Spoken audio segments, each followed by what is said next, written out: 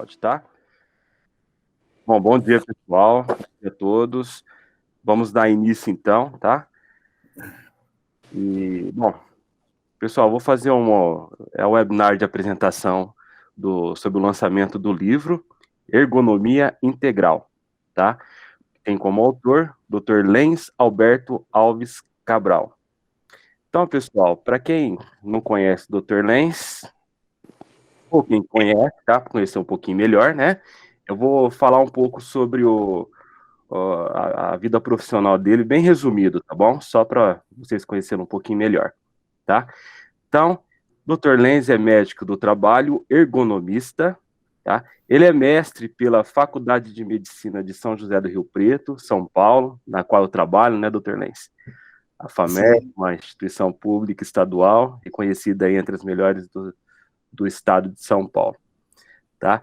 E ele é especialista em medicina do trabalho pela ANANT, tá? AMB, Associação Médica Brasileira, e especialista em ergonomia com pós-graduação Lato Sensu, realizado na Faculdade de Ciências Médicas de Minas Gerais, Belo Horizonte, Minas Gerais, curso reconhecido pelo MEC. Tá? Ele é professor convidado em vários cursos brasileiros de pós-graduação, dentre eles, Medicina do Trabalho, Engenharia de Segurança e Perícias Médicas. Ele é professor e coordenador do curso de Ergonomia Aplicada ao Trabalho, em nível Lato Sensu, pela Faculdade de Medicina de São José do Rio Preto. E autor dos livros Abre a CAT, lançado em novembro de 2011, atualmente na 6ª edição. O livro Limbo Trabalhista e Ergonomia Integral. Então, agora eu passo a palavra para o Dr. Lenz, que vai fazer a apresentação da sua obra, tá? Dr. Lenz, fica à vontade. Pois não. Bom, gente, bom dia. Está todo mundo me ouvindo bem? Sim. Bom dia. Me ouvindo bem? Tranquilo? Tranquilo. Primeiro, eu queria agradecer a presença de todos aí num sábado pela manhã, né? E assim, é um prazer estar junto aqui com vocês. Eu queria agradecer, não só em meu nome, mas em nome da editora Mizuno, da FAMERP de São José do Rio Preto, né? O comparecimento, nós tivemos um bom número de inscritos para participar aí com a gente, e nós até atrasamos um pouquinho para dar tempo de algum retardatário chegar, né? Que ainda nós vamos começar devagar. Mas, olha só, eu queria agradecer mesmo a presença de estar junto com a gente, isso é de coração. Acho que nós vamos passar aí uns bons minutos, conversar um pouquinho com um assunto que tanto nos interessa, que nós vivemos no dia a dia. O Anderson, eu vou tentar inserir a imagem.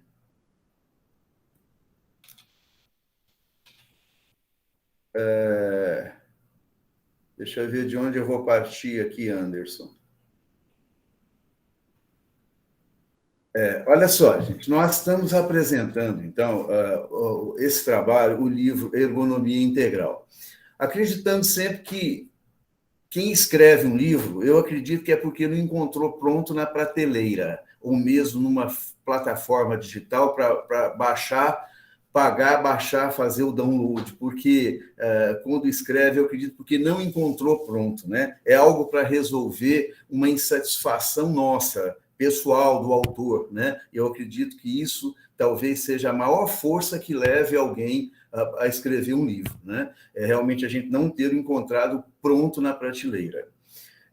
Sobre a ergonomia integral, nós vamos, durante o nosso tempo aqui, nós vamos ver que esse livro Ergonomia Integral, ele apresenta duas partes. A primeira, que é uma ergonomia que nós usamos no dia a dia. Essa ergonomia que todos nós usamos de uma ou outra forma, né? Para identificar riscos e minimizar esses riscos, ou eliminar quando possível, né? Sugerir para melhorias ergonômicas aí, para ações gerenciais e também para a parte pericial, para o perito se basear, embasar toda a sua parte técnica. E a parte 2, que nós vamos dar um pouco mais de destaque, talvez o que vá trazer mais interesse para o grupo, né? Eu acredito que aqui seja talvez o maior interesse, a maior contribuição que a gente possa dar. Seria na parte 2, que é a ergonomia integral, que nós vamos falar com mais detalhe já já. Vamos dar uma passeada nessa parte 1. Olha só, nós dizemos assim que, de um modo geral, a análise ergonômica do trabalho, ela tem como objetivo principal aí o subsídio técnico-legal, de um modo geral, para uma intervenção ergonômica, que seja tanto de uma melhoria ambiental, ou seja, para ações gerenciais, para eliminar riscos, melhorar a qualidade de trabalho, o ambiente laboral, a ambiência laboral, mas também para os litígios, né? As ações periciais, que são tão comuns, visto que é uma relação tripartite, né? Empregado, empregador, Estado, 3 partes, sempre nós estamos deparando com uma queda de braço, né? Em busca de direitos, em atribuições de deveres, enfim, isso aqui é o que nós encontramos no nosso dia a dia. Então, essa análise ergonômica do trabalho, da parte 1, é essa que nós fazemos no dia a dia. Para quem já é familiarizado com ergonomia, talvez não tenha muita novidade. Eu vou só dar umas pinceladas gerais e lembrar que, de qualquer maneira, a ergonomia ela tem uma importância fundamental quando ela faz a prevenção, ela identifica riscos e propõe melhorias, e melhoria na qualidade de vida e eliminação desses riscos na condição sanitária desse trabalho, mas também o lado econômico, né? Que os gestores, para melhorar isso, têm que se planejar, têm que fazer todo um trabalho, enfim, tem que ter uma referência, que a ergonomia vai dar esse norte para esses gestores. E segurança jurídica, isso é um fator fundamental para todos, né? Nós, quando falamos no Estado de Direito, nós falamos uma relação tripartite, né? Empregado, empregador e governo, isso aqui é fundamental também, a segurança jurídica. Olha só, nessa ergonomia que nós usamos no dia a dia, eu vou simplesmente eu vou dizer o seguinte: não é possível a gente resumir o conteúdo de um livro todo num bate-papo de alguns minutos, eu não sei, 50 minutos, 100 minutos, alguma coisa assim, não é possível. Eu vou só dar uma passeada geral nessa primeira parte do livro, né? Que, na verdade, o que nós vamos trazer na primeira parte do livro? Os agentes ambientais versus riscos ambientais. Isso aqui é muito bem destacado no livro, que nós temos erros aí, nós temos interpretações equivocadas, né? O profissional identifica um risco ambiental que, na verdade, ele não é um risco, ele é um agente ambiental, né? Tudo que participa desse ambiente laboral é um agente ambiental. Para ser um risco, nós sabemos que nós temos que respeitar alguns critérios técnico-legais, né? Tanto do aspecto técnico quanto da nossa legislação trabalhista. Você pode ter um agente ambiental, pode ter um ruído no ambiente, só que ele é simplesmente um ruído, como todo ambiente nós vamos encontrar ruído, mas ele não alcança nível para a gente considerar um risco ambiental. Então, isso é muito bem destacado nesse livro. Os riscos ergonômicos, de um modo geral, nós vamos falar de conceitos, tipos. A biomecânica, nós vamos dar uma passeada pela biomecânica para compreender, para facilitar o nosso trabalho do dia a dia. E as melhorias ergonômicas que, no final de uma análise ergonômica, sempre nós apresentamos. Isso aqui são os conceitos gerais que o livro vai trazer para a gente. Nós destacamos assim, sobre ferramenta ergonômica,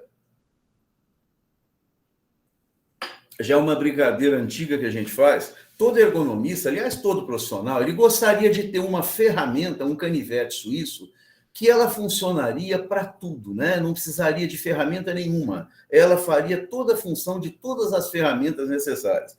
Mas nós sabemos que, embora o canivete suíço é uma coisa que cruza séculos de existência aí, mas ele é ótimo, pode realmente resolver vários problemas, mas nós dizemos que é como o pato, né? Que faz tudo. Ele nada, anda e voa, tudo mal.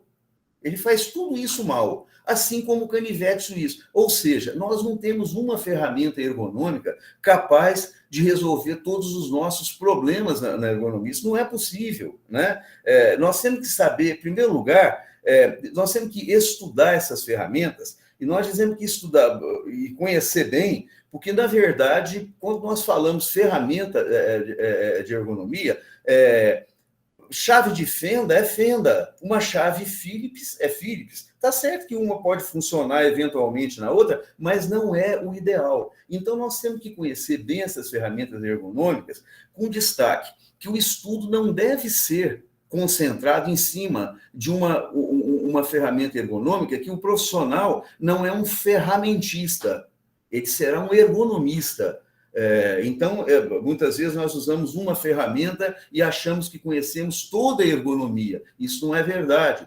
Ferramentas mudam ao longo do tempo, desaparecem, voltam com outro formato, evoluem. Então, nós temos que conhecer as bases da ergonomia. Assim, nós temos que estudar essas ferramentas, cada uma delas. Primeiro, nós vamos estudar o que é isso, uma decomposição analítica, voz do cliente, OVAS avançado, Rula, NIOSH, LIFT, etc. e tal. Nós temos que conhecer essas ferramentas com base nos conhecimentos de ergonomia. Depois, nós vamos escolher qual a ferramenta nós vamos aplicar para aquela situação específica, né? Nós temos situação específica, uma ferramenta para cada situação. O canivete suíço não funciona. Nós temos que aprender qual a melhor ferramenta para cada situação.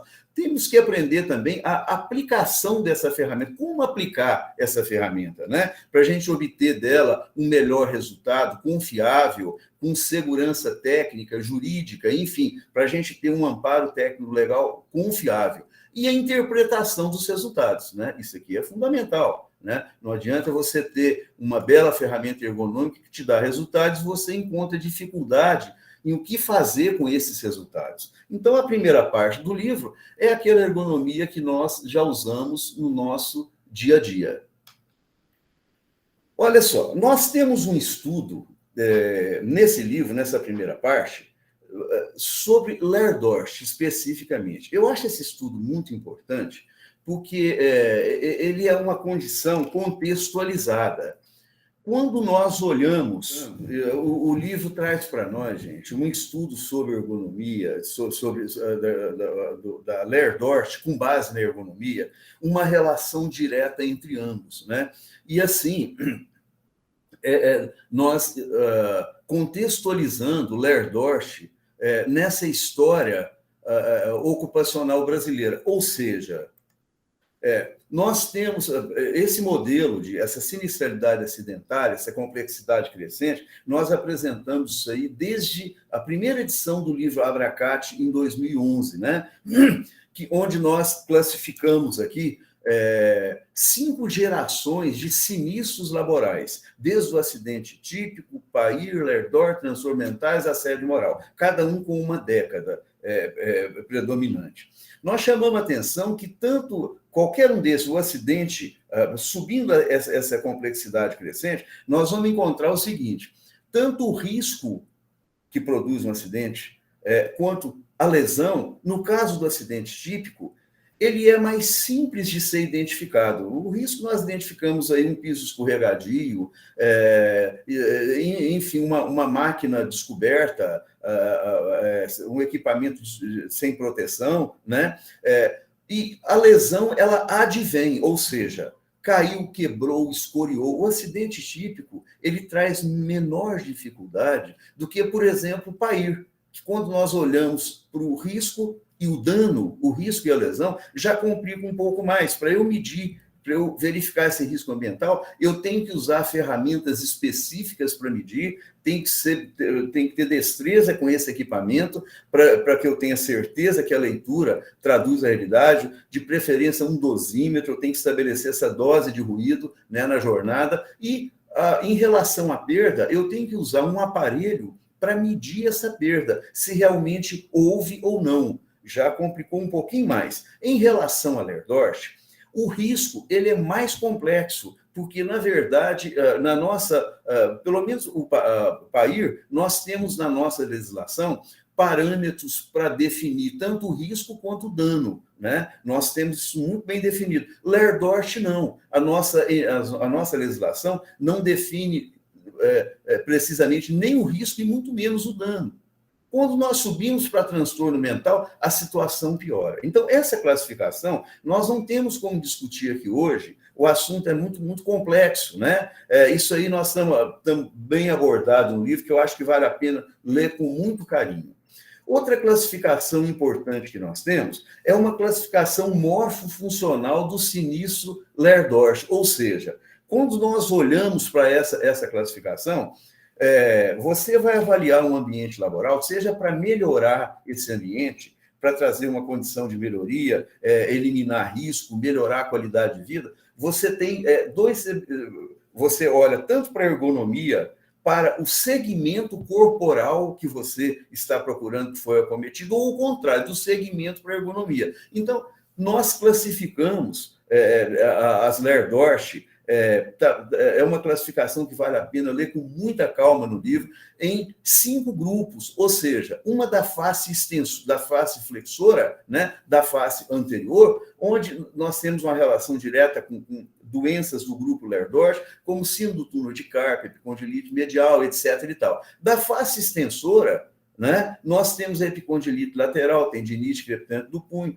Compressiva, nós temos aquelas condições de compressão de túnel do carpo, canal de Guion, elevação dos braços, a tendinite supraespinhal, e assim sucessivamente. O que nós queremos dizer? O importante é quando você vai fazer uma análise ergonômica dirigida para uma situação de fazer um nexo causal, se aquilo é ou não é do trabalho, ou um deficiente que você pode inserir ou não naquele lugar, você parte do segmento corporal para a ergonomia ou da ergonomia para o segmento corporal. É uma maneira de compreender, estudar a Ler-Dorsch compreendendo na raiz o que é cada uma, o que ela representa. Essa classificação é uma classificação que tem nos ajudado muito através dos anos.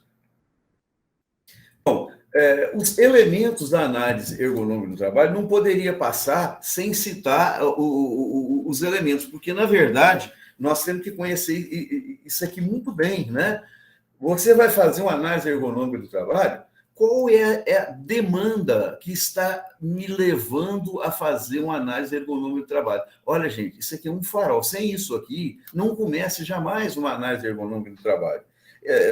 Hoje, então, que eu não quero falar em mudança de NR, porque nós estamos numa fase de muita instabilidade de legislação no Brasil, mas a proposta que nós temos fixo realmente é uma análise ergonômica preliminar, que nós vamos avaliar isso pode ser uma demanda, uma avaliação preliminar, mas eu posso estar no posto de trabalho para procurar uma lesão específica de um nexo causal, enfim, ou eu estou procurando fazer uma análise ergonômica, porque naquele local está tendo muita queixa relacionada a tais doenças classificadas. Ou seja, de um modo geral, a nossa classificação ela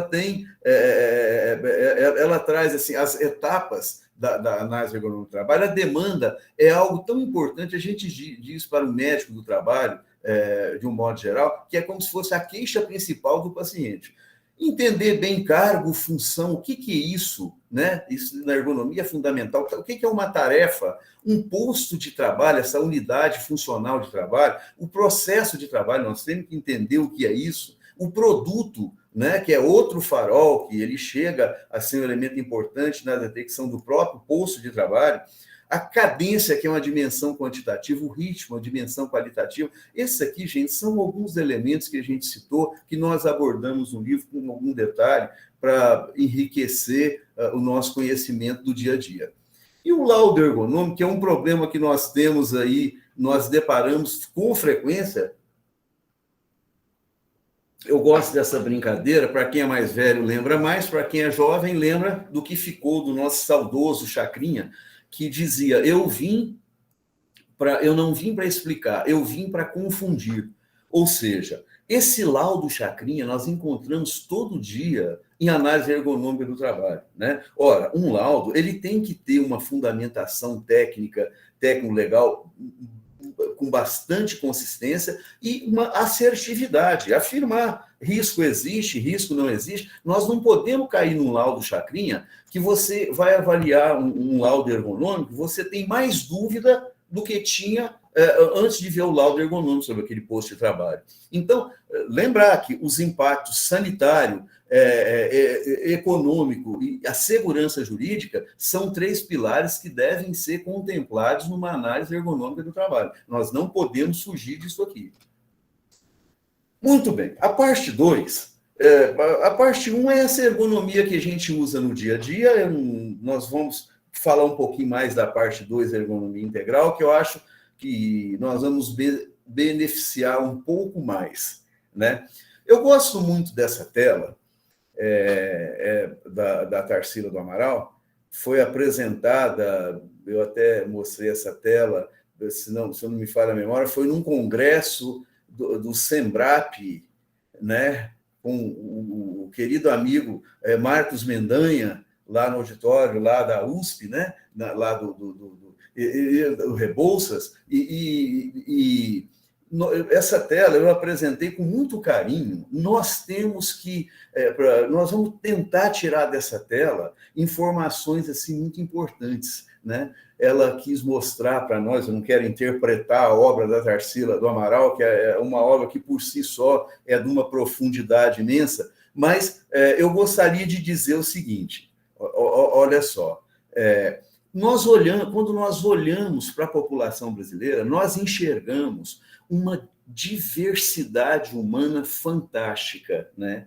A brincadeira, o trocadilho aqui, diversidade com fontes, cores diferentes, caixa alta, caixa baixa, é exatamente para tentar reforçar essa ideia de que nós, seres humanos, esses operários, essa tela operários, os trabalhadores brasileiros, as pessoas não são iguais. As pessoas são realmente diferentes. Então, quando nós falamos que a ergonomia tem como objetivo a adaptação do trabalho às pessoas, aqui já começa a surgir uma ideia que, na verdade, ela não pode se adaptar às pessoas de um modo geral, porque as pessoas são diferentes, né? Gênero, enfim, raça, etnia, e nós temos que realmente adaptar a pessoa no singular. Daí o nome do livro, Ergonomia Integral, adaptação à pessoa no singular. E nós vamos discutir isso mais lá na frente. Nós estamos vivendo a 4ª Revolução Industrial, que talvez um ponto alto dessa Revolução Industrial seja exatamente a capacidade, como nunca visto antes, de customização, adaptar os produtos às pessoas. Hoje, você escolhe exatamente o que você quer no seu carro, na sua roupa, o seu desktop, o seu ambiente de trabalho, a sua mesa de trabalho, o seu computador, tem a sua cara, a sua gaveta, né? O seu posto de trabalho, é assim. Então, na verdade, nós temos que ter um objetivo, assim como a 4ª Revolução Industrial, nós não podemos perder de vista, nós também da ergonomia, temos que alcançar a 4ª Revolução Industrial e tentar adaptar o trabalho à pessoa, não a um monte de pessoas como se todos fossem iguais, o que realmente nós sabemos que não são. Olha só, então, adaptação do trabalho às pessoas no plural, esse é o melhor conceito que eu já vi de ergonomia. Nós estamos propondo o conceito de adaptação do trabalho à pessoa para ter um alcance dessa individualidade que nós acabamos de falar. Olha só, quais as dificuldades, o que levou, o que nos levou à ergonomia integral? Olha, gente, há algum tempo atrás, os colegas de trabalho, parceiros,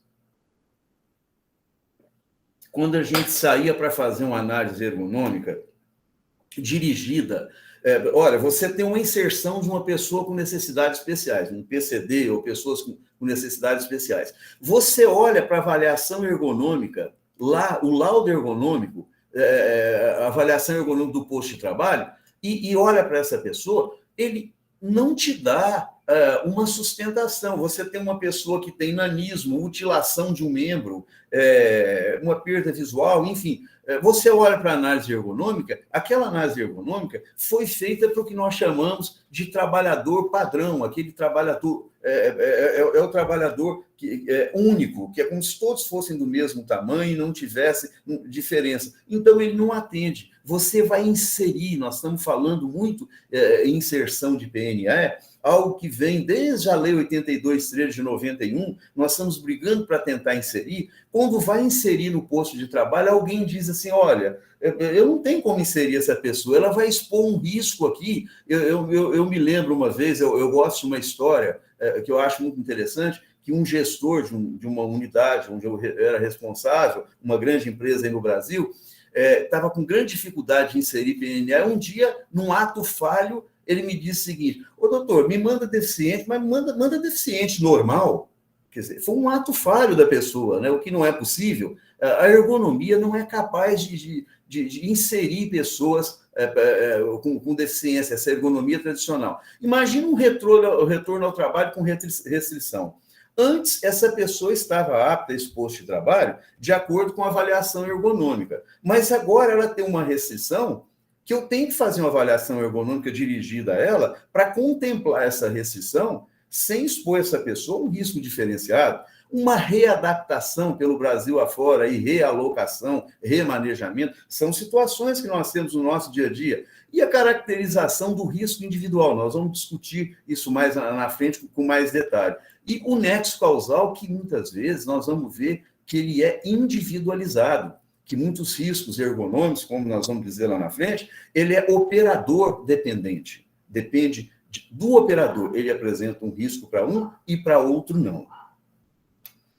Muito bem. Para a gente falar disso aqui com um pouquinho mais de detalhe, olha só, nós temos uma análise ergonômica e essa análise ergonômica, como é que nós vamos inserir um deficiente visual, por exemplo, né? Ou um mutilado, um convalescente, né? Um convalescente. Não é fácil isso, né? Um surdo. Olha, nós dizemos que é bem mais complexo para a gente dizer uma aptidão laboral, quando nós falamos em dano, valoração de dano, por um lado. Por outro lado, aptidão ao trabalho, é bem mais complexo do que isso. Mas um raciocínio simplista, que nos ajuda muito no dia a dia, nós dizemos o seguinte, uma pessoa, para ser apta ao trabalho, 3 critérios aqui, pelo menos básicos, são fundamentais. Ela tem que atender à exigência da tarefa, né? Segundo, ela não pode gerar um risco diferenciado para si e nenhum risco para terceiro. Esse conceito é um conceito que nós usamos desde a primeira edição do livro Abracate, que nos ajuda muito, né? Olha só, mas para a gente entender isso aqui, com uma análise ergonômica tradicional, nós não conseguimos fazer isso aqui. Vamos observar outras situações aqui, por exemplo. Gente, quando nós olhamos para um posto de trabalho, olha só, tem um laudo ergonômico descrevendo os riscos ambientais. Às vezes, um laudo ergonômico, situações que exigem que você faça uma avaliação da tarefa daquele trabalhador do lado direito e do lado esquerdo, muitas vezes. Mas observa só, a gente chama atenção que uma mesma ferramenta, ela pode produzir, se usada com exagero, ela pode produzir uma sobrecarga em um trabalhador do lado esquerdo, o outro do lado direito, porque um é destro, o outro é canhoto. Ou outra situação, você tem o mesmo peso para 2 trabalhadores de compleição física diferentes. Ora, é uma situação que nós não podemos estabelecer um risco ambiental com base nesse trabalhador médio que a gente diz, né? Isso não é possível. Você tem um posto de trabalho que é bem dimensionado para uma pessoa de estatura mediana. Você coloca um indivíduo de grande estatura, ele, para alcançar a peça a ser trabalhada, ele vai ter que dar um torque na coluna e vai produzir uma lombalgia. Esse risco é só para eles, do lado não tem. Nós temos um ambiente lá com uma pessoa de estatura mediana, com um grupo de trabalhadores de estatura mediana, temos um de baixa estatura que vai ter que elevar os braços e vai expor a riscos diferentes de epicondilite lateral, tendinite do supraespinal, enfim. Né? Eu gosto muito desse slide aqui, que ele mostra uma situação de pintores de tela, artistas plásticos. Nós temos 3 artistas plásticos. O primeiro é, entre aspas, normal, né? Uma pessoa na condição normal. O segundo, a genesia, ele nasceu sem os braços. E uma tetraplegia, esse indivíduo, ele tem uma paralisia daqui para baixo. Olha só, o primeiro, se ele exceder o trabalho dele, ele vai ter uma sobrecarga em membros superiores. Esse, ele vai ter uma sobrecarga nos pés. Esse aqui na musculatura orofacial. Nós estaríamos falando alguma coisa em Layer-Dort de membros inferiores e Layer-Dort musculatura orofacial, né? Ou seja, como nós temos que considerar a particularidade de cada trabalhador.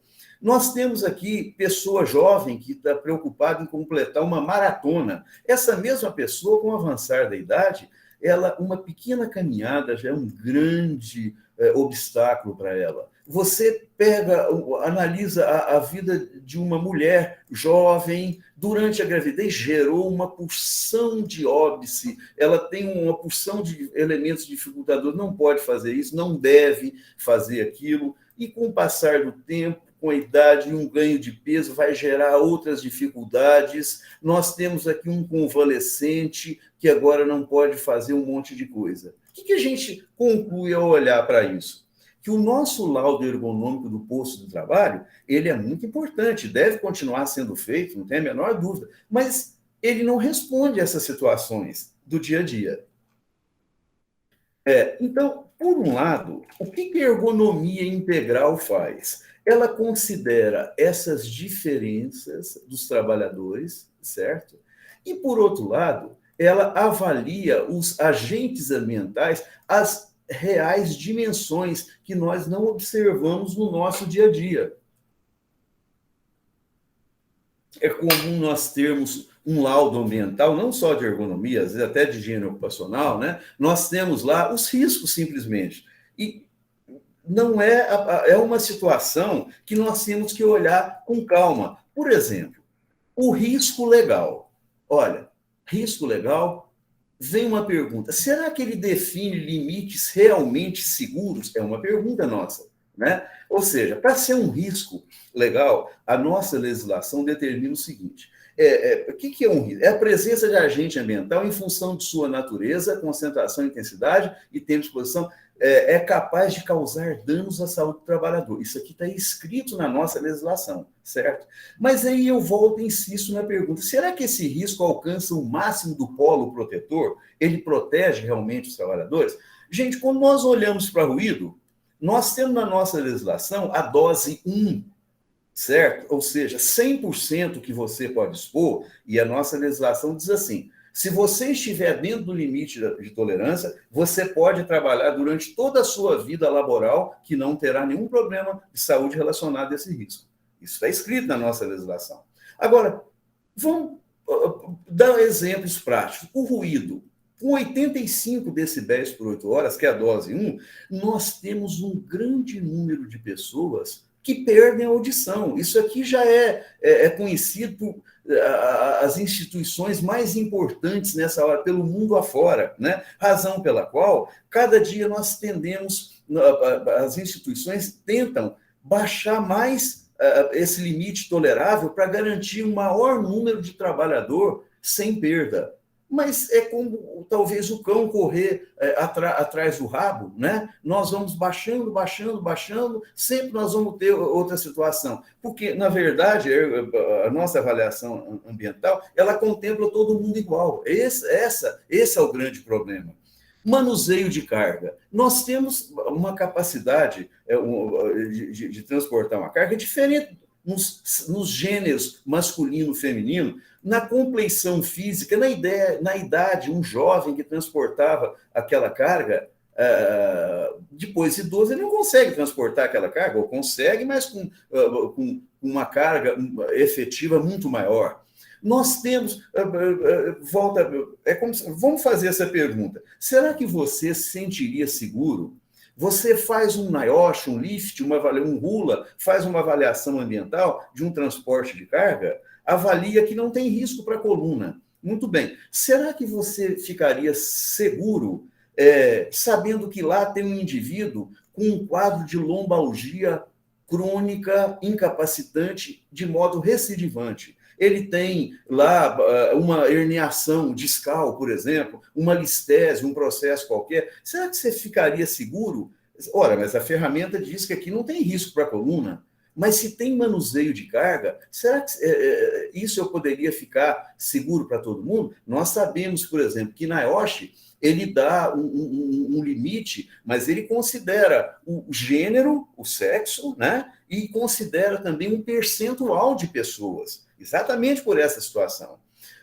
Olha só, para membro superior, quando nós sabemos que até 1.000, de acordo com os nossos conceitos universais, 1.000 repetições na jornada não é um risco. Né? Para ombro, tem autores como Kilbon, que considera até 1.240 elevações na jornada que não tem risco.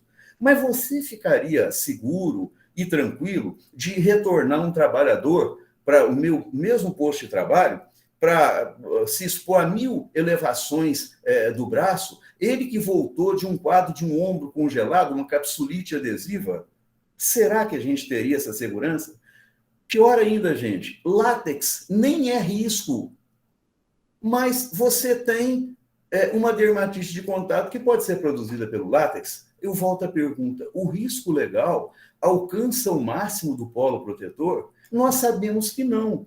Eu tenho que olhar para a pessoa, portanto, a ergonomia tem que adaptar o trabalho à pessoa, não às pessoas. Olha só, o risco diferenciado, que nós falamos aí com frequência, o que é esse risco diferenciado? Vamos ler o conceito dele. Esse conceito nós já temos há algum tempo, nós aprofundamos um pouquinho agora na ergonomia integral. O risco diferenciado é o risco laboral introduzido ou exacerbado por uma particularidade do trabalhador. Olha só, ou é introduzido, quer dizer, não existia aquele risco, ou ele existia, mas é aumentado. Vamos dar exemplo simples. O indivíduo trabalha como empilhador, como operador de empilhadeira. Existe um risco aí, tanto para si quanto para terceiro, que é natural, ele está com uma máquina em funcionamento. Mas se caiu um cisco no olho desse indivíduo, ele voltou, ele foi ao oftalmologista, retirou o cisco e voltou com o olho tamponado. Ora, ele comprometeu a visão de profundidade dele, e esse indivíduo agora, o risco para si e para terceiro, ele está exacerbado. Né? Nós não podemos olhar para a avaliação ambiental, não, esse indivíduo está apto para trabalhar. Gente, surdez, isso aqui é fato real, até da experiência de vida da gente, assim, alguém que diz assim, olha, doutor, o senhor lembra daquele deficiente do setor tal? Olha, ele faleceu. O plano de fuga no vazamento de amônia foi perfeito, todo mundo saiu, mas era por sinal sonoro, ele não ouviu, certo? Ou seja, eu tinha que olhar para esse trabalhador para definir a aptidão dele, olhar para ele, não para todos os trabalhadores. A gente diz assim, um posto adequado de trabalho, para quem? Mostrando pessoas aqui de estaturas diferentes. Então, gente, situações como portadores de necessidades especiais, retorno com restrição, readaptação, nexo causal indivíduo, isso aqui, o risco diferenciado, ele é fundamental. Em especial na ergonomia, eu gostaria que quem ainda não está familiarizado com essa expressão nossa antiga, o risco ergonômico, ele é predominantemente um risco operador dependente. Muitas vezes você tem um risco ligado a um indivíduo, para outro aquele risco não existe. E nós temos que considerar isso aqui. Os riscos complexos. O que vem a ser esse risco complexo? Olha só, é o risco decorrente de um agente ambiental cuja avaliação deve ser realizada de forma indireta, por meio da opinião do trabalhador. Isso aqui parece meio complexo, mas quer ver como é simples? Quando nós olhamos para as 3 primeiras gerações de acidente, trabalho típico Paille e Lerdorch, nós podemos definir o risco, nós, operadores responsáveis pela saúde e segurança do trabalhador,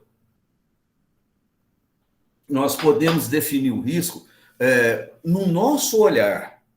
Nós avaliamos um ambiente e registramos se existe um risco para acidente típico, para Iri Lerdorf. Você nem precisa ouvir o trabalhador para compreender o trabalho dele. Agora, os transtornos mentais, aqui na quarta geração, eu vou dar um exemplo só, o nosso livro está todo cheio de exemplos para você conhecer melhor. Ora, nós temos, por exemplo, meta de produtividade, esse exemplo é ótimo. Uma exigência nova na empresa, meta de produtividade. Para um indivíduo, isso pode ser ameaçador. Justo ele que nasceu agora o primeiro filho, ele financiou a casa, tem um problema de saúde na família, e se ele não alcançar essa meta, um medo dele ser demitido, dele perder o emprego.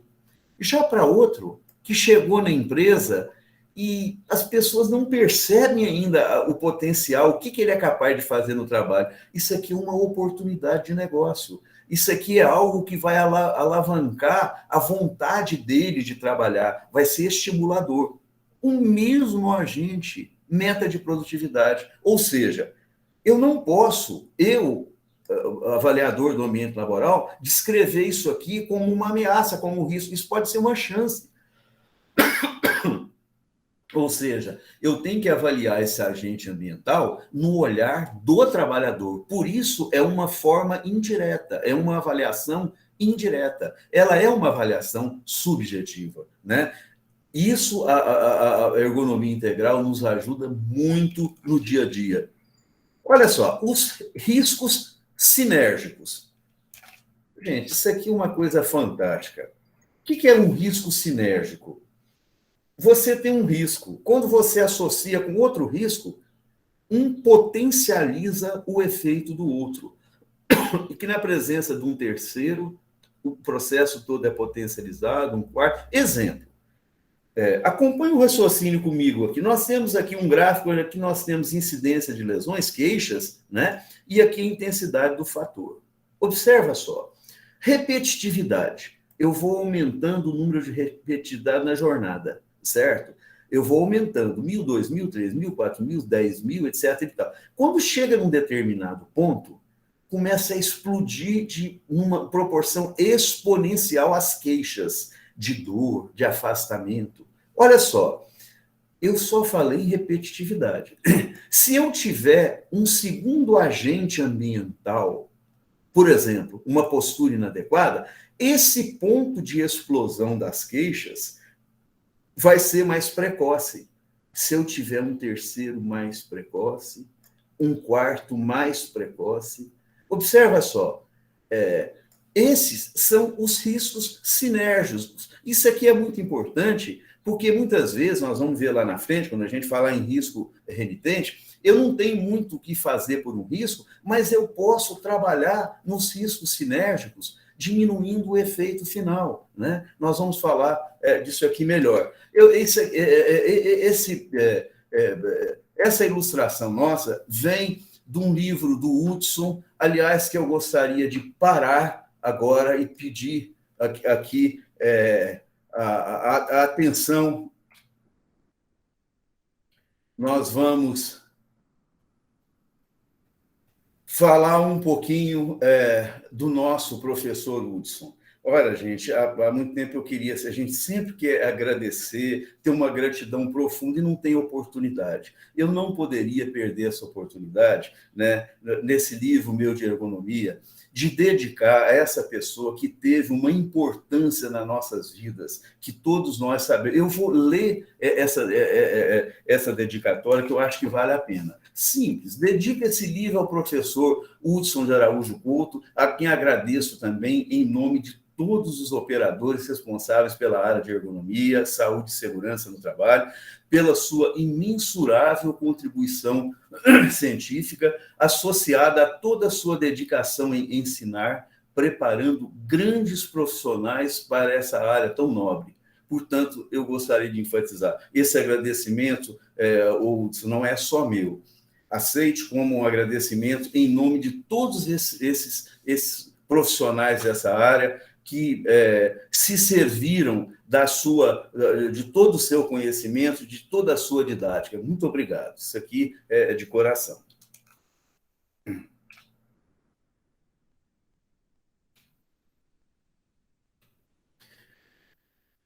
Olha só, os riscos ofuscados. Quando nós falamos das dimensões dos riscos. O que é isso? Gente, o risco ofuscado, um conceito simples, são riscos que têm a expressividade dos seus efeitos reduzida pela interação com outro agente ambiental. Seria o contrário dos riscos sinérgicos, né? Um inibe o efeito do outro. Nós percebemos isso aqui com muita clareza. Quantas vezes você tem uma avaliação de um posto de trabalho, você define os riscos, só que em turnos diferentes, os riscos continuam presentes, mas um não tem queixas, doenças relacionadas. O que aconteceu? Né? Por que aquele não tem riscos? Ou, às vezes, nós temos, às vezes, filiais. Uma empresa que abre uma filial e estava tudo bem com a empresa, e ela abriu para atender uma demanda grande, e quando ela abriu, o processo é o mesmo, mas, na verdade, nem como se fosse uma filial, a gente brinca como se fosse uma metástase, né? Ela gera uma série de problemas que você diz, mas por quê? Se a primeira estava tudo ok, o processo é o mesmo, né? Então, nós temos os riscos ofuscados, isso aqui é muito importante. Muitas vezes você não tem o que fazer no ambiente laboral, num risco remitente, né? Nós vamos informar o que é isso, e você pode, de certa forma, ofuscar aqueles riscos. Nós vamos ver isso aqui com mais detalhe. Então, nós dizemos, 2 postos, mesmo processo, mesmo produto, diferentes problemas, né? Isso aqui, os riscos ofuscados, passam a ser um conceito importante para nós. O que é um risco renitente? Olha só, o conceito disso aqui é muito sutil e muito importante. Gente, vamos ler o conceito. É um risco impossível ou de difícil eliminação, tanto por dificuldades técnico-operacionais, quanto pelos altos custos de implantação, às vezes até inviabilizando a atividade econômica. Olha só, dá exemplo simples. Pega um indivíduo, toma como exemplo um músico de uma banda de rock. Ora, o ruído é um problema para nós. Nós sabemos que, como se diz, esse indivíduo, se ele tiver uma pressão, ele vai ter perda auditiva, mas você vai pôr um EPI no músico. Nós dizemos, para quem é músico também, nós dizemos assim, tocar no silêncio é como pintar no escuro. Nós não conseguimos fazer isso. Né? É um risco renitente, nós não vamos ter como eliminar isso aqui. Um redutor de velocidade. Você tem um piloto de carro ou de moto, se você submeter esse indivíduo a um redutor de velocidade, ele vai abandonar a profissão. Quer dizer, isso aqui não é um objetivo dele. Nós damos exemplos. Por exemplo, você pega uma linha fordista, onde tem um indivíduo lá fazendo uma desossa, você faz uma avaliação ambiental e ele tem acima de 20 mil movimentos por jornada. Muito bem.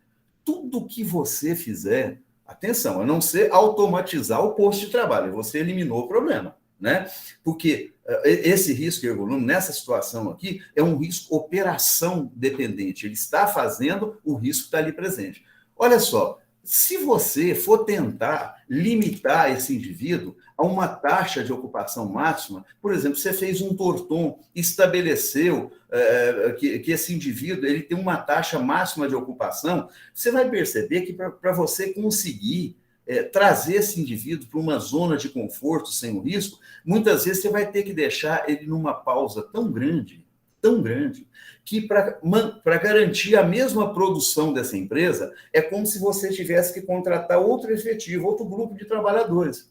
Aí você vai ter um primeiro problema que muitas vezes inviabiliza economicamente o produto. Um segundo problema, se não inviabilizasse, não cabe todo mundo da empresa. Gente, olha a distância entre um trabalhador. Em fase de Covid agora, foi um problema seríssimo, essa distância entre os trabalhadores de linha forjista. Nós temos, quem conhece essa área, nós temos um grande número de acidentes que ocorre, não é o trabalhador furar a si mesmo ou cortar a si mesmo. Ele, às vezes, fura o colega do lado, na barriga, no braço, no peito, nós já vimos isso, no rosto, pela aproximação. Quer dizer, não cabe os trabalhadores que você teria que colocar, você teria que aumentar a planta dessa empresa, a maioria das vezes isso é praticamente impossível ou mesmo inviável. E aí, para um risco renitente, a gente ouve dos mais competentes ergonomistas brasileiros, eu vou reservar o nome por questão de privacidade do colega, mas se ele estiver nos assistindo, ele vai saber essa frase dita com muita sabedoria há muito tempo. O que não tem solução, solucionado está. Nós não temos solução. A solução nós temos, seria o quê? Automatizar isso aqui, né? Mas o que não tem solução, solucionado está. Mas nós, ergonomistas, todo ano, imagina, você volta lá num posto de trabalho e detecta o mesmo risco, com as mesmas queixas, e dá uma sensação de impotência, que você é incapaz. Ora, nós temos que entender que o risco renitente, o nome diz, é um risco renitente. Você não vai conseguir eliminar. Se você não consegue eliminar, você vai ter que atuar em outros fatores para minimizar os seus efeitos, mesmo que o risco continue. Isso a ergonomia integral nos ajuda e muito. O risco acentuado, das dimensões, o risco acentuado é uma coisa fantástica. Bom, eu não tenho como discutir o risco acentuado aqui, gente, porque ele é um conceito que requer vários outros conceitos. Vocês vão ter que ler o livro com calma, mas um conceito simples é toda exposição laboral a um risco ambiental em nível efetivamente acima do limite de tolerância. Então, não é só em nível acima do limite de tolerância, efetivamente acima do limite de tolerância. Quando nós olhamos para isso aqui, você pega, eu dei um exemplo aqui, 85 decibéis por 8 horas é o limite 100%. Então, se eu trabalho com 90 decibéis, eu estaria acima do limite de tolerância? Depende. Se eu tiver uma medida, seja individual ou comunitária, que reduza a condição final dessa exposição para dentro do limite de tolerância, o ambiente pode estar lá com 90 decibéis, mas a exposição do trabalhador vai estar dentro do limite de tolerância, certo? Então, nós não temos como discutir isso aqui agora, que é um conceito um pouquinho mais profundo, mais complexo. Mas, em relação à ergonomia, amigo, você tem um torton que está acima do limite de tolerância, um ocra, um NIOSH, um Hula, são ferramentas que nós usamos no dia a dia. Ora, você identifica com facilidade e nós dizemos assim, o que significa esse risco acentuado para nós? Ele tem um protagonismo. É isso que nós dizemos, que nós não podemos considerar tantos trabalhadores iguais entre si e os riscos iguais entre si, e como se atuassem isoladamente. Esse risco acentuado, ele tem um protagonismo na hora de contemplar, tentar minimizar, eliminar esse risco, tanto na área prevencionista, como a gente diz, quanto na área pericial. Ora, se você tem um indivíduo com uma queixa de lesão no ombro, um tempo que já se expõe lá, você quer investigar um nexo causal. Ora, se esse indivíduo apresenta um risco acentuado de elevação do membro superior, o nexo está feito. Ou seja, ele apresenta um protagonismo. Você, quando olha para uma análise ergonômica do trabalho e vê um risco acentuado, ele tem que ser um número 1 a ser contemplado. Ele ganha um protagonismo nessa avaliação nossa, né? Isso é o risco acentuado. Mas eu vou sugerir que leiam com calma, com cuidado, que esse conceito é um pouco mais complexo. Olha só, os agentes ambientais desfavoráveis. Nós dizemos o seguinte, agente ambiental, agente, aquele que age, que exerce alguma função, que produz algum efeito. Ora, na relação com o trabalho, os agentes ambientais produzem efeitos desfavoráveis? Sim, fadiga, dor muscular, doenças, né? E etc. e tal. Mas produz também, obviamente, condições favoráveis. né? Efeitos favoráveis, as chances.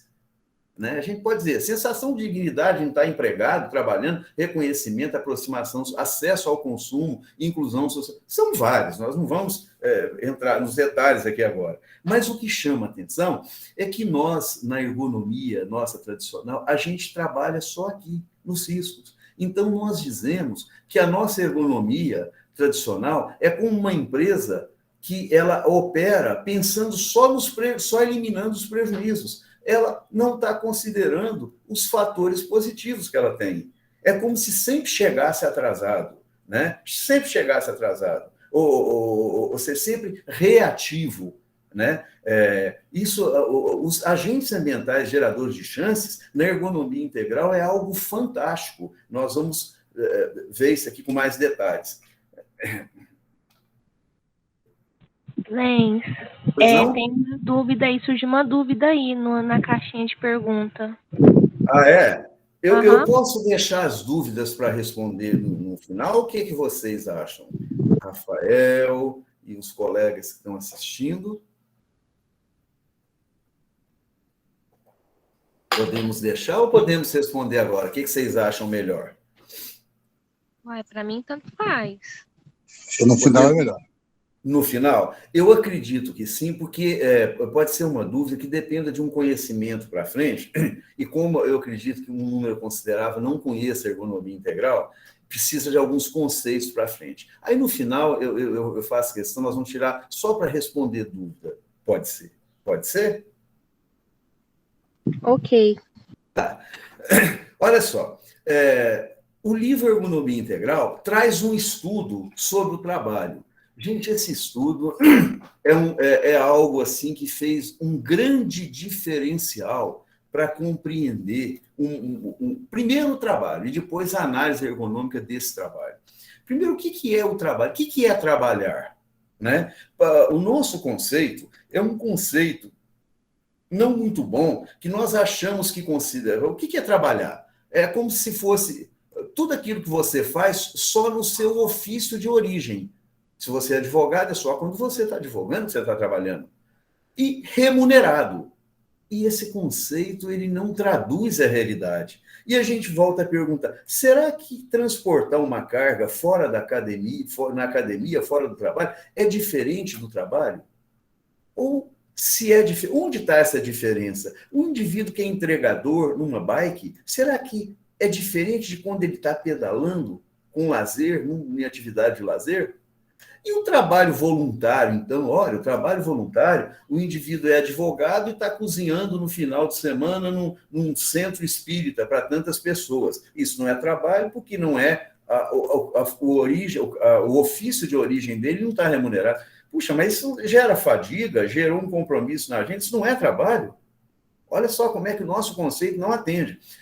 Imagina a dona de casa, cada uma na sua função original, a mulher hoje, cada dia, assumindo mais um protagonismo. Nós ainda estamos longe, temos um débito antigo com as mulheres, né, e com nossas mães, irmãs, esposas, filhas. Né? Nós temos uma dívida antiga, mas olha só, seria como as atividades de casa, então, justo esse trabalho que é infindável, né? O trabalho de dona de casa não é um trabalho. Imagina, pior ainda, o trabalho de escravidão não é remunerado, não seria um trabalho? É uma coisa absurda. Esse conceito nos ajuda a contextualizar bem o que é o trabalho, como nós devemos avaliar e valorizar, nos vários pontos da ergonomia.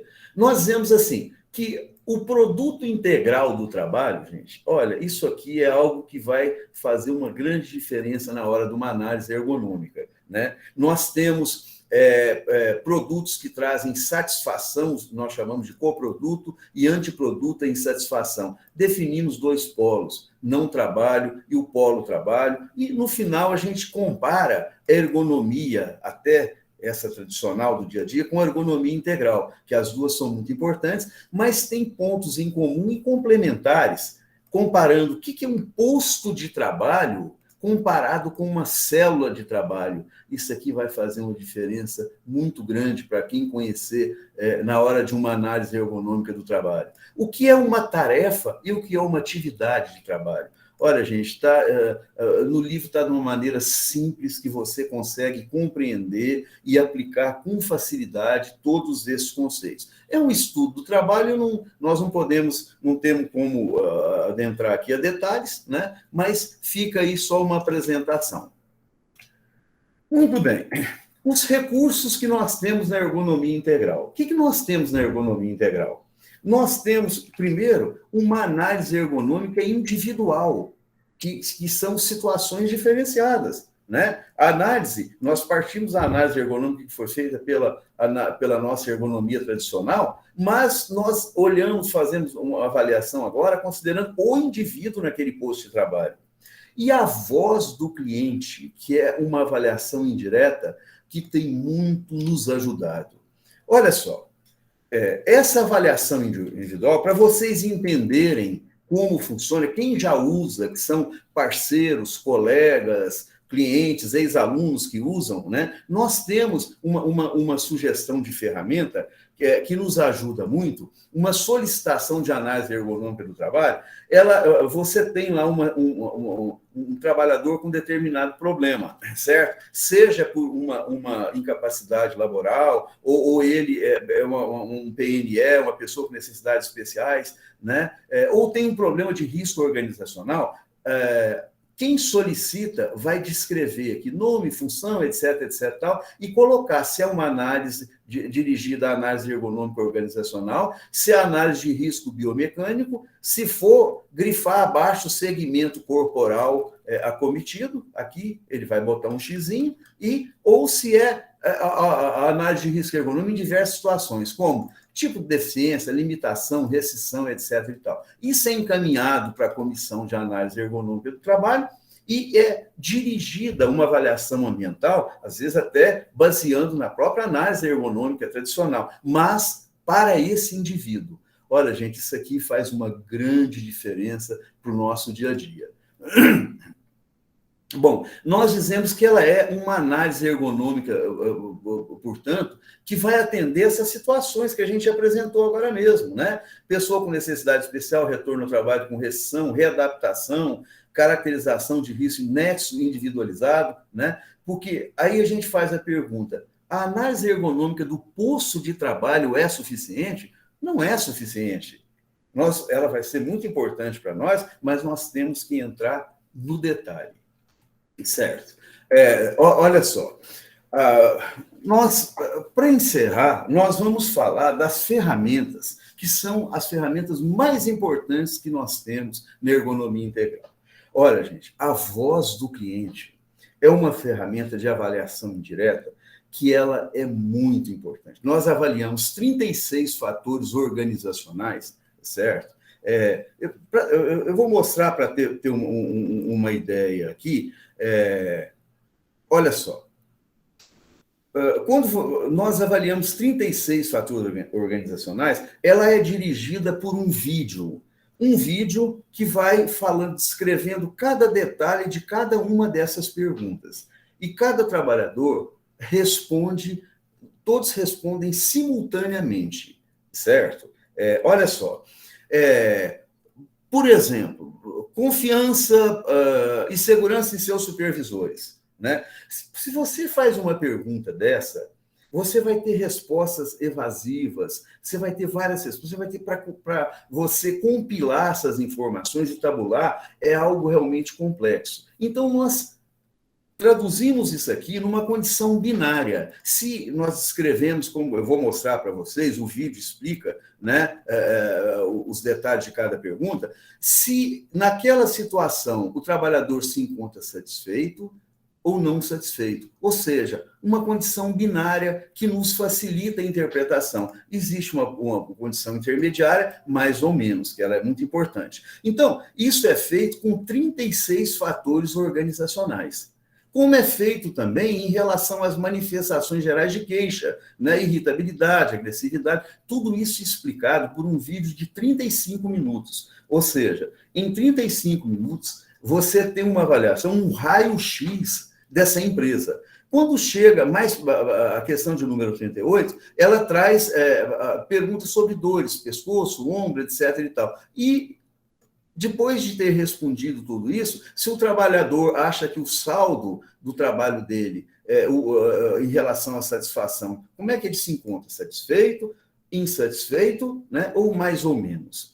Olha só, aqui o trabalhador vai descrever a região do corpo onde ele tem dor, né? E a gente chama atenção, essa ferramenta é uma ferramenta que tem um efeito preditivo muito importante para queixas relacionadas ao trabalho. Mas nós chamamos atenção que tem que ser avaliado, porque essa queixa pode ser uma queixa individual. Um indivíduo que apresenta uma doença degenerativa, ou mais idoso, como é muito comum em corporações aí antigas, em serviço público, né? Não é que ela está relacionada ao trabalho, ela tem um valor preditivo assim, muito importante, tem que ser avaliado ao final. Por outro lado, eu gostaria de mostrar para vocês como é que é o vídeo da voz do cliente, como é que nós aplicamos para ter essa resposta. Olha só.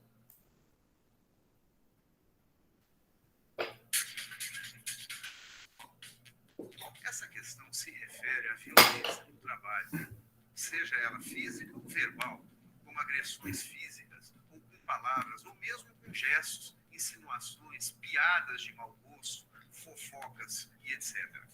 Se estiver satisfeito, ou seja, se achar que em seu trabalho não há violência contra você ou colega de trabalho, seja por parte dos seus superiores ou colegas, marque a letra A. Mais ou menos, marque a letra B.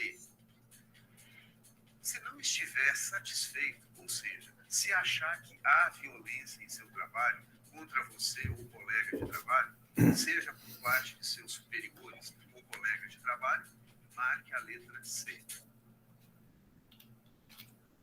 Ou seja, esse vídeo, como pode ver, é um vídeo já gravado há alguns anos, até cabelo eu tinha, né? Mas é um vídeo que ele foi muito baixado do nosso site da Proergo, e o pessoal usa em avaliações ambientais, graças a Deus, com bons resultados, né? É um vídeo que conduz toda a entrevista.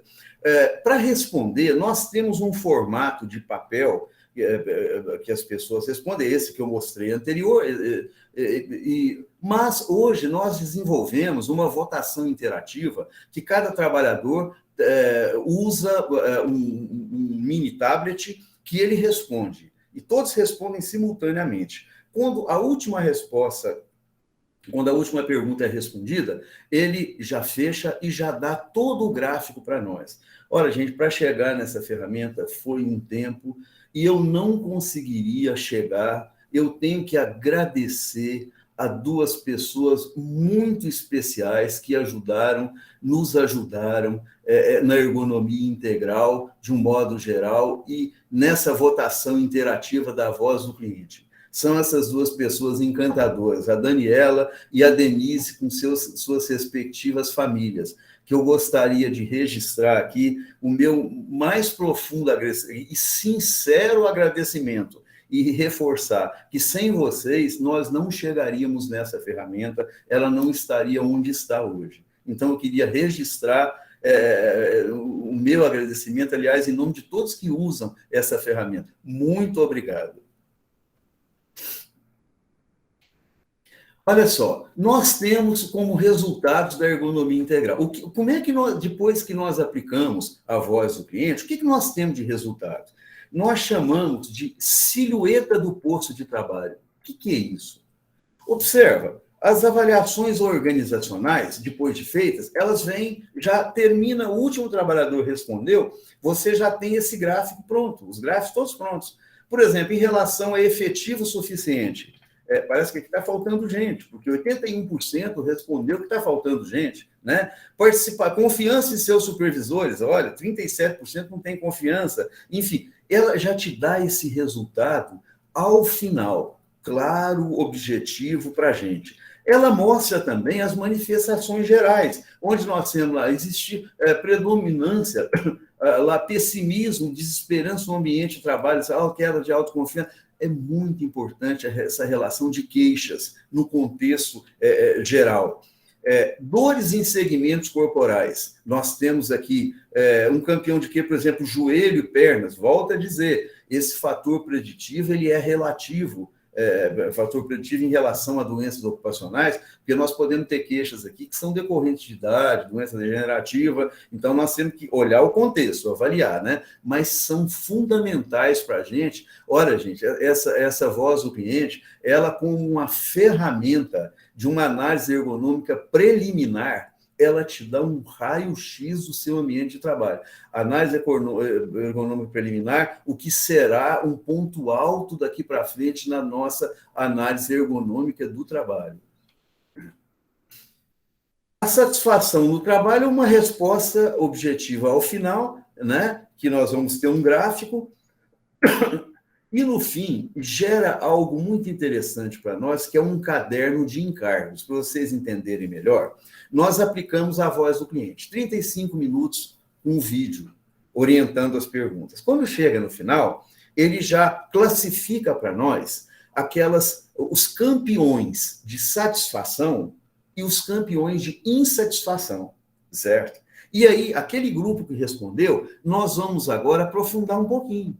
Por que todo mundo reclamou de plano de carreira? E nós perguntamos de maneira impessoal e genérica. Nós não perguntamos o que você respondeu, porque nós preocupamos muito em garantir o anonimato, né? Quando nós aplicamos essa ferramenta, gente, quando é papel, de uma pergunta para outra, nós recolhemos as respostas e misturamos, embaralhamos, ninguém sabe mais o papel dele para onde que foi, da mesma maneira com a votação interativa. Nós pegamos os terminais, lá os tablets, e trocamos entre os trabalhadores, ou seja, o anonimato a gente não existe, obviamente, anonimato, se for um posto de trabalho que tem um só trabalhador, aí não tem como, né? Mas nós garantimos esse anonimato para deixar à vontade. Então, não poderia ser diferente. Nós perguntamos, por que todo mundo reclamou de plano de carreira? Olha, muitas vezes a pessoa fica meio com dificuldade para responder. Nós perguntamos assim, o que você acha que seus colegas responderam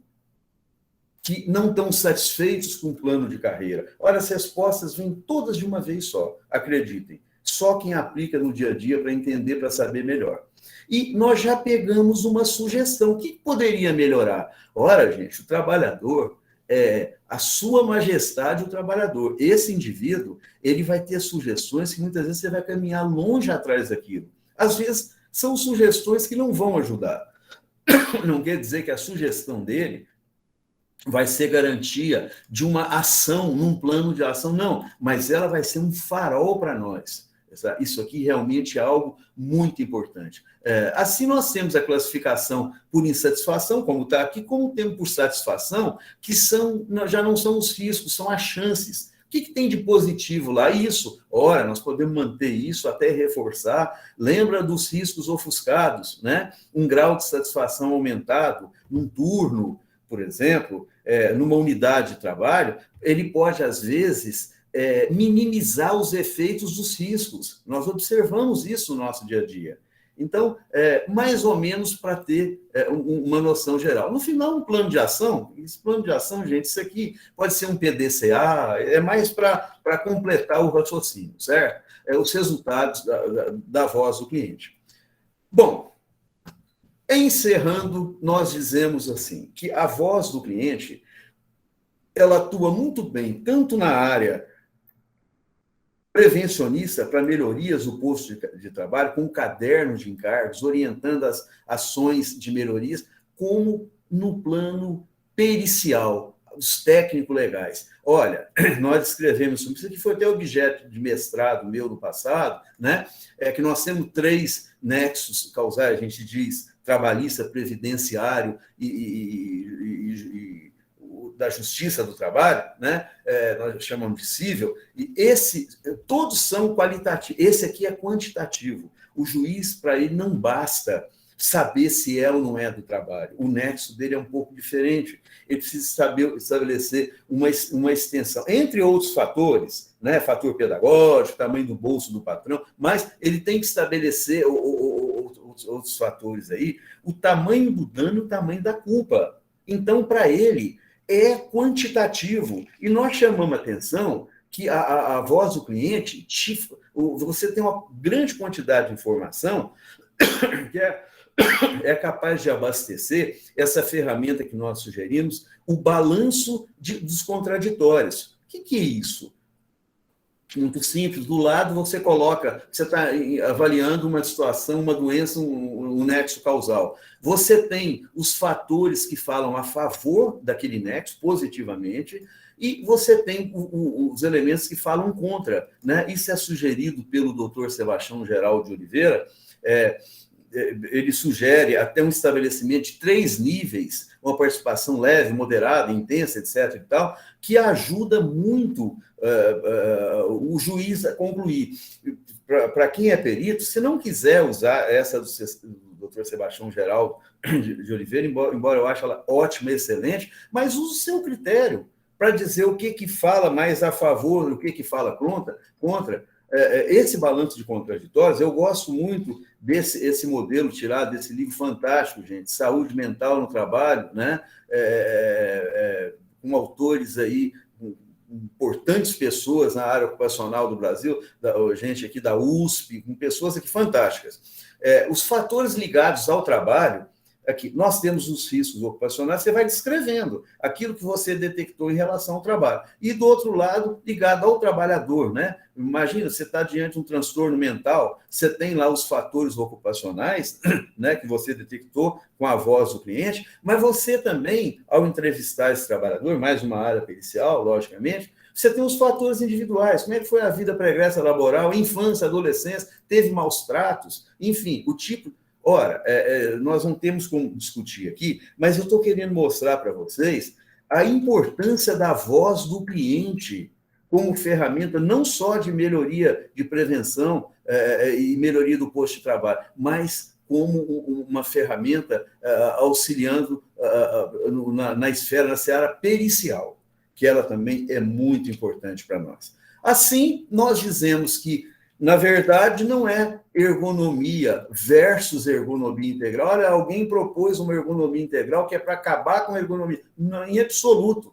Não é ergonomia integral ou ergonomia. Na realidade, é ergonomia, essa que nós usamos já há muito tempo, a adaptação do trabalho das pessoas, mais a ergonomia integral, ou seja, a adaptação do trabalho à pessoa no singular. Nós dizemos que quando nós olhamos da ergonomia, essa tradicional para a ergonomia integral, nós partimos do todo para a parte. Quando nós olhamos o contrário, da ergonomia integral para a ergonomia, da parte para o todo. E nós dizemos assim que elas são complementares, e com base nessa frase antiga, que quem vê a parte não vê o todo, quem vê o todo não vê a parte. Olha, são 2 ergonomias que hoje nós não conseguimos trabalhar uma sem a outra. Encerrando, eu queria deixar o meu agradecimento novamente em nome da editora, em nome da editora Mizuno, da FAMERP, né? E mostrar, disponibilizar esse livro de ergonomia integral que está à disposição. 2 livros meus também que falam, relacionado ao assunto. Um é o Abracate, desde 2011, nós estamos na 6ª edição, e o Limbo Trabalhista. Gente, aqui tem um link de compra, mas eu vou mostrar no slide seguinte, que tem lá um folder, que quem usar o nomezinho que tem lá vai ter um desconto especial. Queria descrever também, olha, quem se interessar, nós vamos começar em 2022 um curso de ergonomia aplicada ao trabalho, lato sensu, na FAMERP, em São José do Rio Preto, São Paulo. Quem se interessar pelo curso, eu vou sugerir, faça a sua pré-inscrição, que nós vamos respeitar a ordem aqui, se nós tivermos excesso, se for uma turma maior do que a gente espera. Então, faça o contato com esse grupo de WhatsApp, registra o seu interesse, e quando sair a divulgação da inscrição, a FAMERP irá entrar em contato com vocês. Deixo aqui o meu e-mail de contato, e eu recebi isso aqui de última hora, né? Quem se interessar pelo livro, utilizar o cupom com o termo ergonomia 10, que vai ter um desconto especial, conforme foi falado pelo Rafael, que está nos ouvindo aí. Tá certo? Muito bem. E eu estou agora à vontade para as perguntas. Eu acho que agora a gente pode falar com mais tranquilidade, né? Se quiser selecionar as perguntas, quantas horas são, nós não estamos tão, né? Quem vai nos ajudar com as perguntas é o Rafael ou o Anderson? Ô, professor, temos algumas perguntas aqui, tá? Que tá no chat, eu vou até falar aqui para o senhor, só um minutinho, tá? João Marcelo Rocha Ramalho perguntou: como fazer essa análise ergonômica individualizada? Certo. Ô, João Marcelo, tudo bem com você, amigo? Né? João Marcelo é um parceiro nosso antigo, fez os nossos cursos e acabou virando um amigo aí, né, João Marcelo? Está aí no Nordeste, que está calor para chuchu, né? Olha só. Um abraço para você, João. Obrigado pela pergunta. A análise ergonômica individual, você se lembra quando eu mostrei aqui em PDF um arquivo que quem solicita, ele registra por que ele está pedindo aquela análise ergonômica do trabalho. Se é uma biomecânica, se é ombro, coluna, enfim, ele identifica. E nós vamos para aquele posto de trabalho, fazemos uma análise ergonômica mesmo, só que dirigida para aquela demanda inicial. O que nos levou àquela análise ergonômica do trabalho? Foi aquela demanda inicial quem pediu para nós. Então, ela é dirigida, ela não é uma análise. Olha, gente, eu confesso que tem uns colegas, eu estou vendo que trabalham com a gente, e que eu brincava durante um certo tempo que aquela análise ergonômica do trabalho era uma análise ergonômica tabajara, que ela era curtinha, dirigida a situações específicas, que não atendia a análise ergonômica inteira. Pois acreditem, colegas que a gente foi divulgando, as pessoas foram aplicando, acabou virando a cereja do bolo. Eu usei essa expressão, né? É uma análise que você faz dirigida para você detectar, por exemplo, você está numa avaliação pericial, afastar um nexo de coluna, você está inserindo um PNE. Então, João, o que a gente faz? Não é diferente, por isso que eu disse que elas são complementares. Eu vou te dar um exemplo. Eu vou lá, eu vou chegar num posto de trabalho, uma queixa da coluna desse indivíduo, ele manuseia a carga, eu vou fazer um NIOSH dirigido para ele, para a coluna, eu vou ver, certo? Muitas vezes, você tem um indivíduo alto num posto de trabalho, você lá diz que não tem risco para a coluna, que as pessoas são de altura mediana, mas quando você chega no trabalho, você vê um indivíduo de 1,95 m, ele tem que curvar para alcançar o posto de trabalho. Para ele existe o risco. Então, isso é uma análise ergonômica dirigida, individualizada, certo? E no dia a dia, você lendo com mais detalhe, e no dia a dia aplicando, nós vamos melhorando, né, essa análise ergonômica individualizada. Não sei se respondi. Professor, tem mais uma pergunta? A gente pode dar continuidade, né? Há como fazer uma associação entre carga física e carga mental de modo quantitativo? João Marcelo, novamente. Olha, na verdade, carga física e carga mental. Nós dizemos assim, adequação foi a pergunta? Foi isso, Anderson? Há como fazer uma associação entre carga física e carga mental de modo quantitativo? Certo. Olha, nós dizemos sim, que a carga laboral final, nós dizemos, gente, nós falamos muito assim, às vezes o indivíduo conhece muito bem, o engenheiro de produção, ele faz todo um desenho da produção, nós estudamos junto, definimos lá uma carga laboral compatível para um determinado indivíduo. Mas eu brinco que toda carga laboral, o cálculo dela, se excluir a opinião do trabalhador, ela é incompleta, certo? Então, na verdade, uma carga final, os fatores mentais, físicos, cognitivos, todos definem a carga final. Elas interferem, sim, uma na outra, respondendo de modo inicial, sim. E volta a reforçar a importância da gente olhar como todo essa análise ergonômica e esse indivíduo em questão.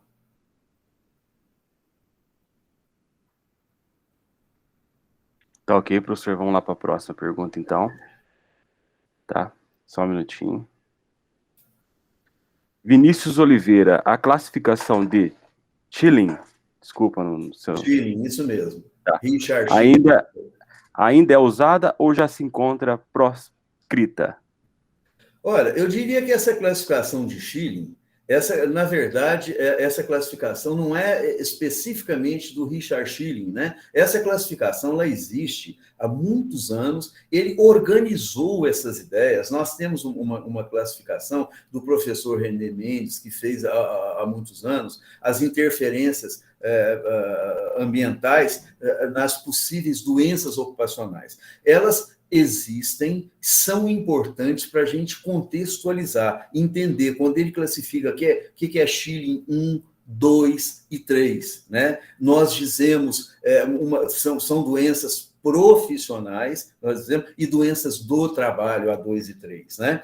Elas são importantes, embora são importantes do ponto de vista, como é que eu vou dizer, até pedagógico, para você compreender como é que o ambiente laboral define doenças. Depois que você conhece a classificação de Schilling, ela não é tão importante no seu dia a dia, né?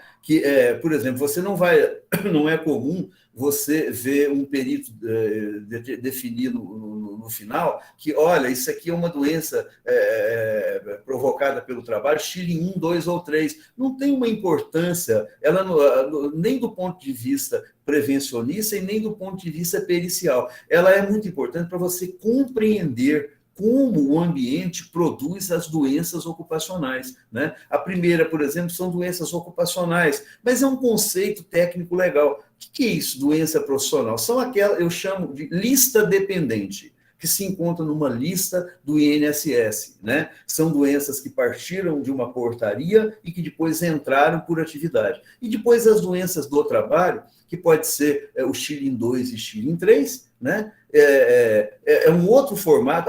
Primeiro, o trabalho é tido como condição necessária. Sem trabalho não existe. Algo como intoxicação por chumbo, por exemplo, né? Intoxicação por mercúrio. Dificilmente você vai ter isso hoje, em 2021, alguém que se intoxica por chumbo se ele não trabalha com bateria, enfim, se ele não se expõe de alguma forma àquilo, né? Então, por isso que diz uma condição necessária. Eu falo necessária, mas eu tenho algumas observações. Eu não tem como a gente aprofundar aqui agora, né?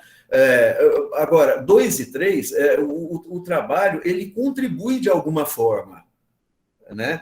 O Schilling 2, nós temos aí os grupos de Lerdorf, por exemplo, e o 3 seria condições até de idiosincrasias, né? Como, por exemplo, um indivíduo que apresenta uma alergia respiratória, uma poeira doméstica, né? Ele só apresenta, os colegas não têm aquilo. Então, são os transtornos mentais se encontram no Schilling 3. Então, assim, na verdade, é uma classificação que ela ainda é importante para a gente compreender, contextualizar a participação do ambiente nas doenças ambientais, considerando doenças ocupacionais, considerando aí o acidente do trabalho.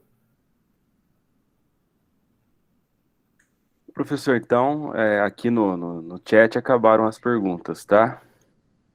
Tem mais uma, professor. Acabou de surgir uma aqui, tá? Pois não. Do Celso Peito Macedo Filho.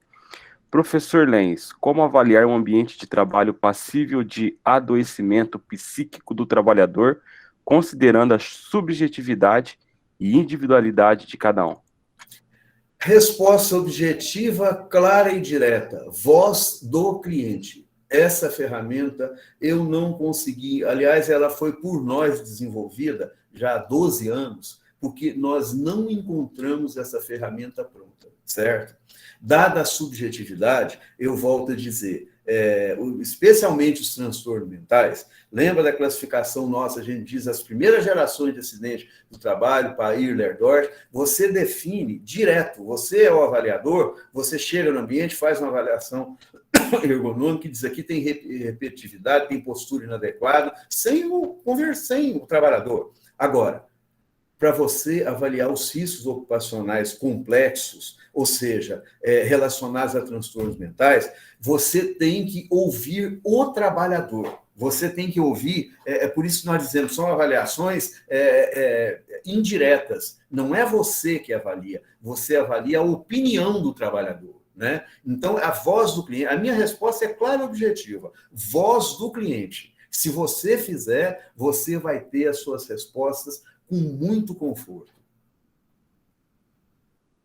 Ótimo, professor. Então, aqui acabaram as perguntas.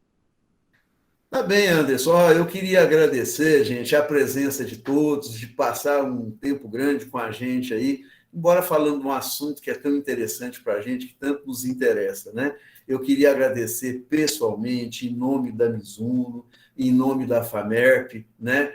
Quem nos prestigiar, adquirir o livro, eu espero de coração que ele tenha sido, que ele seja útil como foi para mim, como foi para nós, certo? Eu torço de coração que a gente tenha, de alguma forma, contribuído para essa área tão difícil nosso, que é saúde ocupacional e ergonomia, certo? Muito obrigado a todos, até um próximo encontro. Ô, professor. Pois não? Alguém levantou a mão? Alguém quer falar algo? Pode abrir o microfone. Pode abrir o microfone. Adquiri o livro, ó. Quero autógrafo. Com quem que eu estou falando? Aníbal. Ô, Aníbal, será um prazer, Aníbal. Você mora onde? Eu moro longe, moro em Itu. Itu, tá. Você está perto do Cláudio aí? Do Esmit?